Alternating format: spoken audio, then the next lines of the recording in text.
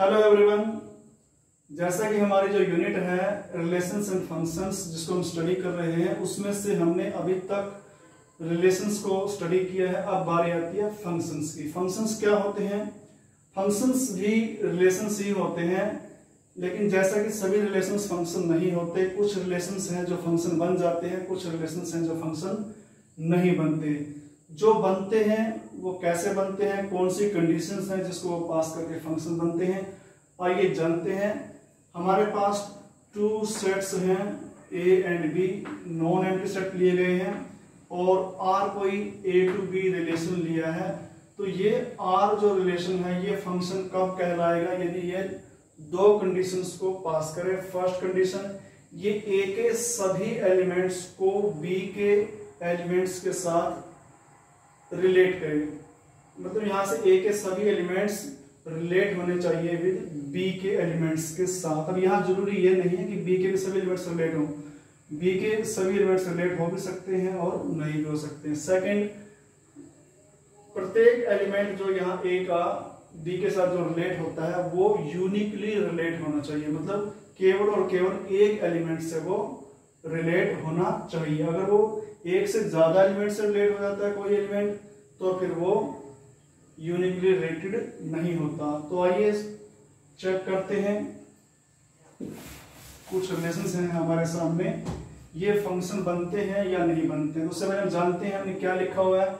यहाँ पे two sets हैं, A set which contains 3 element, B set which also contains 3 elements.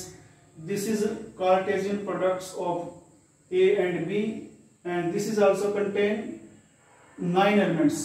तो यहाँ पे जब हम देखते हैं number of relations from set A to set B, A से बी की डायरेक्शन हम रिलेशंस देखेंगे कितने रिलेशन होते हैं। वो होते हैं 2⁹9। यहाँ पे है number of elements in their Cartesian product, तो 9 512। तो 512 रिलेशंस बनते हैं ए टू बी।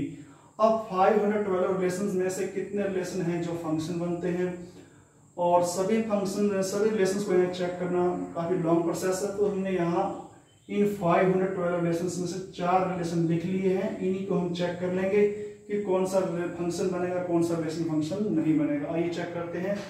फर्स्ट हम लेते हैं R1, क्योंकि ये रिलेशन जो है ए टू बी डिफाइन किए गए सभी। तो यहाँ पे ए टू बी सेट कर लिख लीजिए पहले 1 2 3। बी में ए बी सी 3 एलिमेंट्स लिए।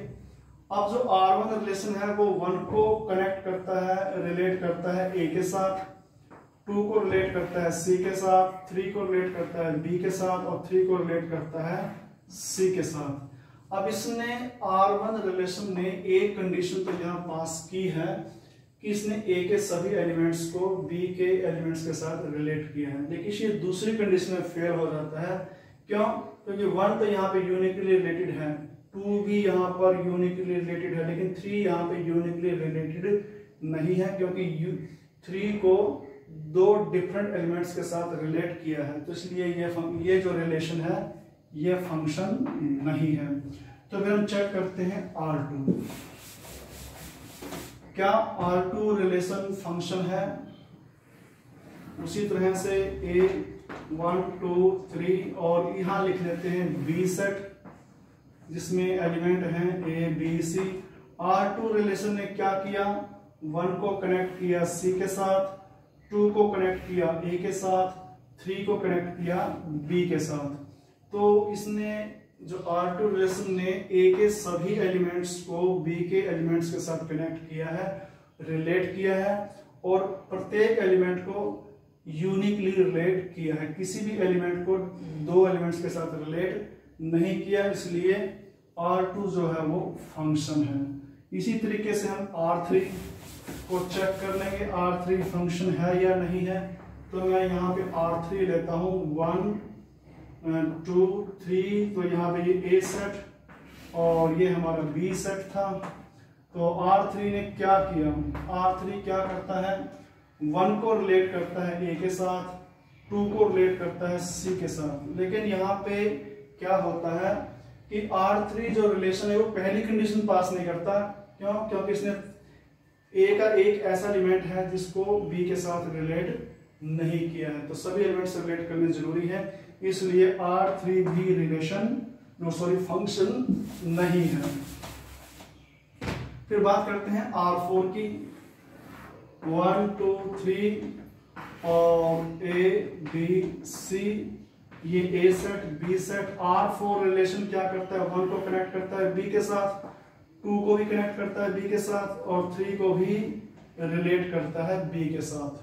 तो R4 ने क्या किया, A के सभी एलिमेंट्स को रिलेट करवाया B के एलिमेंट्स के साथ, और प्रत्येक एलिमेंट्स की जो हम यहाँ कहेंगे प्रत्येक एलिमेंट जो यूनिकली रिलेटेड है, 1 को एक ही एलिमेंट के साथ रिलेट किया B के साथ, 2 को भी एक एलिमेंट के साथ रिलेट किया वो भी B के साथ, 3 को भी केवल एक ही एलिमेंट के साथ रिलेट किया वो भी B के साथ। प्रत्येक एलिमेंट जो है वो यूनिकली रिलेटेड भी है, तो इसलिए R4 जो है वो एक फंक्शन बन जाता है। इस प्रकार से हम किसी भी रिलेशन को इजीली चेक कर सकते हैं कि वो फंक्शन है या नहीं।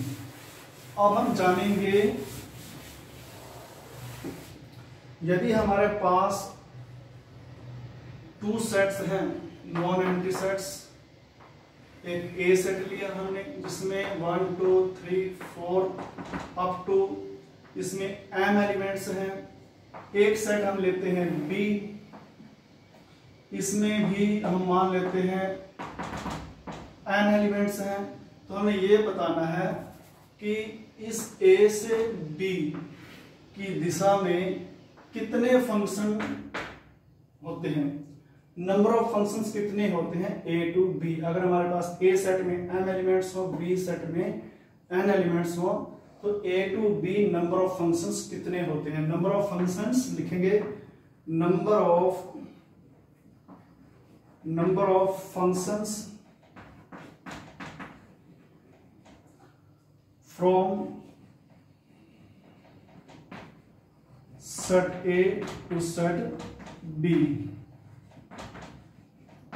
ये कितने होते हैं। इसको कैसे पता करते हैं, देखिए जब भी कोई फंक्शन होता है वो प्रत्येक एलिमेंट को जो सामने वाला जो सेट होता है उसके एलिमेंट्स के साथ उसको वो रिलेट करता है। तो जैसे 1 है, 1 को कितने प्रकार से रिलेट करवाया जा सकता है। 1 को 1 के साथ रिलेट करवाया जा सकता है, 1 को 2 के साथ, 1 को 3 के साथ, 1 को n के साथ, मतलब 1 को n डिफरेंट वे से इसको हम यहां क्या करवा सकते हैं, n डिफरेंट वेज हैं हमारे पास 1 को रिलेट करवाने की। उसी प्रकार से 2 को 1 के साथ भी करवाया जा सकता है, 2 को 2 के साथ भी, 2 को 3 के साथ भी, 2 को n के साथ भी। तो 2 को भी B के एलिमेंट्स के साथ रिलेट करवाने के नंबर ऑफ वेज कितने हैं, n, वो भी n है। अब मल्टीप्लिकेशन क्यों ले रहे हैं, मल्टीप्लिकेशन का मीनिंग यहाँ पे हम इसलिए ले रहे हैं क्योंकि जब भी कोई फंक्शन आएगा वो सभी एलिमेंट्स को रिलेट करवाएगा, मतलब ये सभी एलिमेंट्स इकट्ठे चले, जब इकट्ठे चलते हैं तो वहां पे मल्टीप्लिकेशन, जैसे परमुटेशन कॉम्बिनेशन पढ़ के आए वहां पे फंडामेंटल प्रिंसिपल ऑफ काउंटिंग से। तो ऐसे 3 के जो नंबर ऑफ वेज हैं वो कितने हैं, n, ऐसे ही 4 के, ऐसे ही m के n। तो यहां से ये कितनी बार n लिखा, m टाइम्स n। तो यहां से ये जब मल्टीप्लिकेशन करेंगे n की पावर m, तो n जो यहाँ पे होता है वो कोड में इनके नंबर ऑफ एलिमेंट्स होते हैं, और पावर में जो m होता है वो number of elements of domain. जैसे हम पहले रिलेशन पढ़ चुके हैं, डोमेन कोड में क्या होते हैं। तो आइए एग्जांपल लें, लेट यदि मेरे पास कोई सेट A है जिसमें 3 एलिमेंट्स हैं एंड एक सेट B है जिसमें 2 एलिमेंट्स हैं, तो हमें यह बताना है नंबर ऑफ फंक्शंस यहां पे from set A to set B, A से B की तरफ। हमने क्या फॉर्मूला पढ़ा था, n की पावर m, मतलब m n जो होता है वो कोड डोमेन के एलिमेंट्स की संख्या होती है, m जो होता है वो, या यूं कहें जो n होता है इधर वाले एलिमेंट की संख्या, और m जो होता है इस साइड वाले एलिमेंट्स की संख्या। तो यहाँ पे देखें इस साइड में कितने एलिमेंट्स हैं 2, और इस साइड में कितने एलिमेंट्स हैं 3, तो 2 raised to power 3 which is equal to 8। यदि हम number of functions from b to a की बात करें, b to a, तब b सेट इस साइड हो जाएगा, a सेट उस साइड हो जाएगा, तब ये 3 की पावर 2 9। तो इस प्रकार से हम नंबर ऑफ फंक्शंस दो सेट्स के बीच में बता सकते हैं कितने बनते हैं। आइए अब करते हैं बात डोमेन, कोडोमेन और रेंज की। जैसे हमारे पास कोई फंक्शन है, इसमें एलिमेंट्स हैं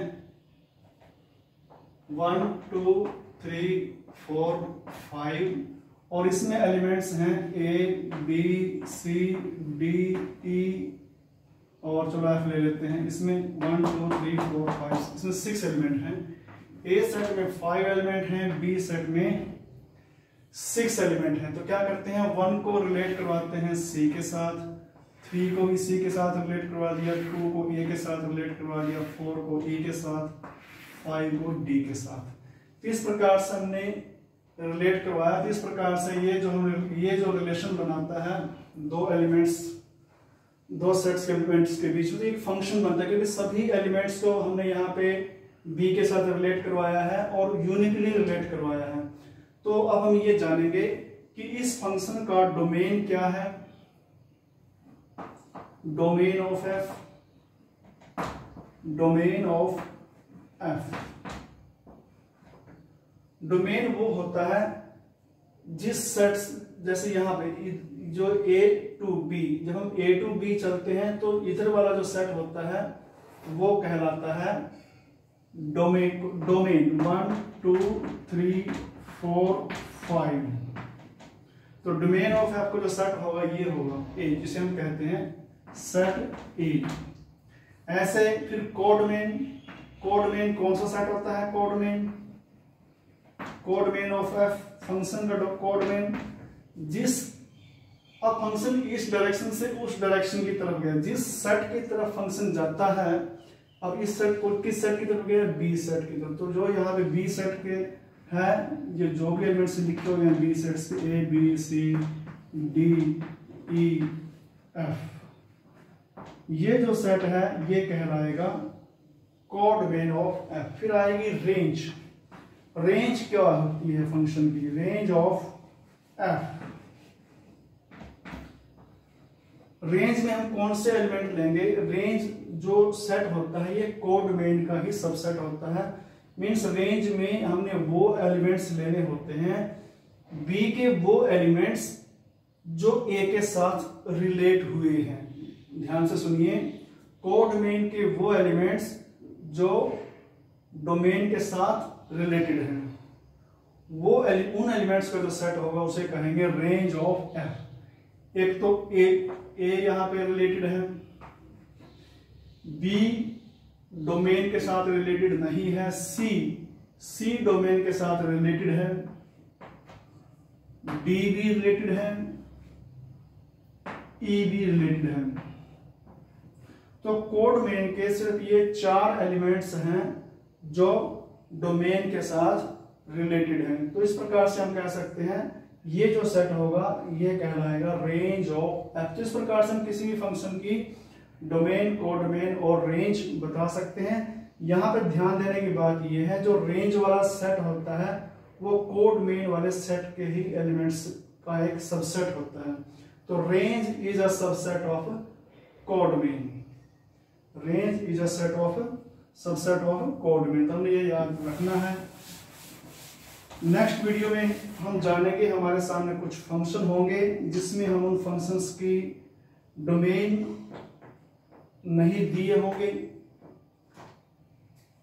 और रेंज भी नहीं दी होगी, तो उन फंक्शंस की हम रेंज और डोमेन निकालना सीखेंगे। अगर यहां तक ये वीडियो पसंद आई तो लाइक जरूर करें, सब्सक्राइब करें।